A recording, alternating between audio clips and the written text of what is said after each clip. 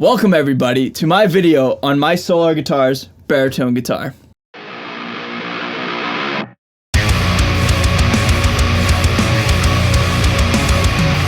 So what is going on, everybody? Thank you so much for joining me for today's video. My name is Ray. I'm a guitar player here on YouTube. I am so stoked to talk about this guitar, showcase the tones, hang out with you all, talk all things baritone and Solar guitars. Today's going to be a lot of fun and I can't wait to start rambling. So right off the bat, this is not a sponsored video. However, I am very fortunate enough and lucky enough to be able to say this following statement. Ola England sent this in for me. This is a gift from him and this is mine to keep. I'm so honored to even say that. Thank you so much to everybody at the Solar Guitars camp, and Ola especially. I really appreciate you, sir.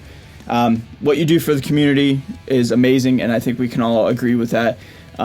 You're just a really kind person and a lot of fun and just a good, role model for everybody. So thank you so much. Now let's talk about this guitar. This is a baritone, obviously, hence the title of the video and what I've been saying. This is an E-type because of the shape, and it's from the Series 2. Now, I personally am not partial to Series 1 or Series 2. I've played both in my life with Solar guitars. This is my first one that I've ever owned, but I've played a lot of my friends' Series 1 guitars, the higher tiers, the stainless steel frets, the Evertunes, etc. But Series 2 is not a step down, it's just not as spec'd out. For example, no stainless steel frets, no Evertune, no locking tuners. But apart from that, it's pretty much the same type of feel of guitar, at least in my opinion. It's loaded with a 27-inch scale, some Duncan Solar pickups, one volume, one tone, and you have the ability to split the pickups if you want to do any of that. Three-way, and yeah, man, that's pretty much it. Pretty stripped down rock and roll machine, Now, real quick, let's hear what this thing sounds like in a mix. This is going into my EVH Iconic. This guitar is tuned down to drop G. Let's have some fun, man. Let's do some chugs. Let's do some heavies. Let's do a fun breakdown, Let's get into that.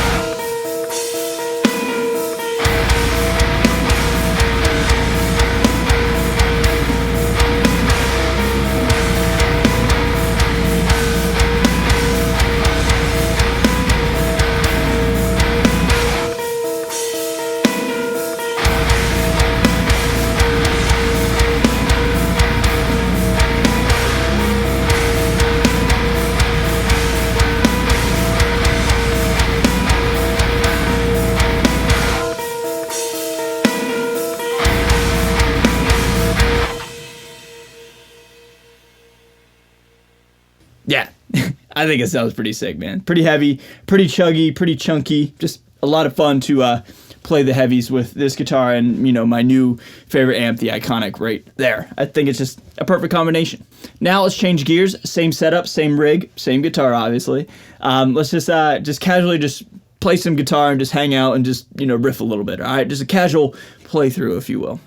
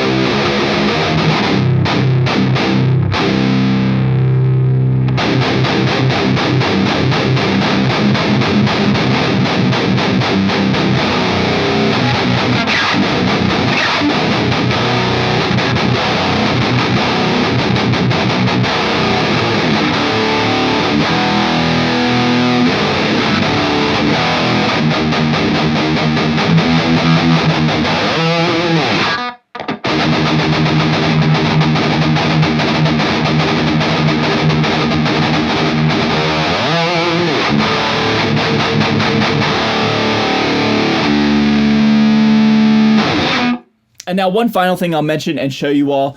I said when I unboxed this and during the live stream that I did with this guitar, if you guys caught that, that the plan with this guitar was to play it live. I thought it'd be cool to like play some songs with it, play a gig with it, right? Unfortunately, the gigs got rescheduled due to what's going on in the world. You know, it is what it is, right? So a happy medium and a happy compromise. I took this to rehearsal and jammed with it a little bit there. So here's a clip of that.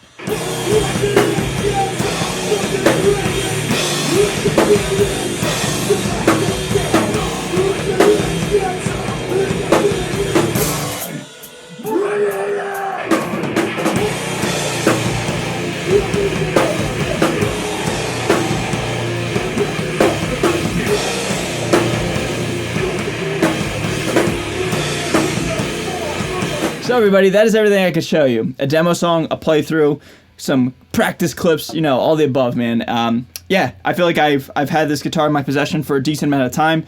Played it quite a bit, as you can see by all the finger marks. So I feel like I can comfortably speak on this baritone. Alright, so now let's be objective. Are there any negatives with this guitar? Now, right off the bat, I'm not like a luthier. I'm not like a stickler for QC, so take everything I say with a grain of salt. I'm more interested in just does it play well and does it sound good. But there's no fret end edges that are like super sharp. I'm not cutting my hands or anything like that on the edges. There's no dings or nicks on the guitar. You know, there's no problems with the fretboard. Yeah, I really don't see any problems with QC at all with this guitar. It looks beautiful. It sounds great. It plays great. That's basically what I need, you know? Now, let's talk about the positives. I love the look of this guitar.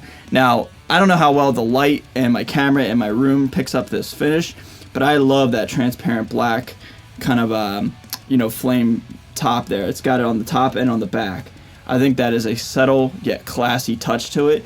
It's way better, in my opinion, than an all blacked out guitar. I think that just adds a level of class and a nice aesthetic that I personally can get behind. You know, I've said a million times I'm not one for all blacked out guitars, so this is like a happy medium. It's metal, but it's got some class to it. It's got a little bit of dad rocker in there, a little bit of a Les Paul, you know, top or whatever. You know what I mean? Like, I like that a lot. Another thing I love is the weight of this guitar.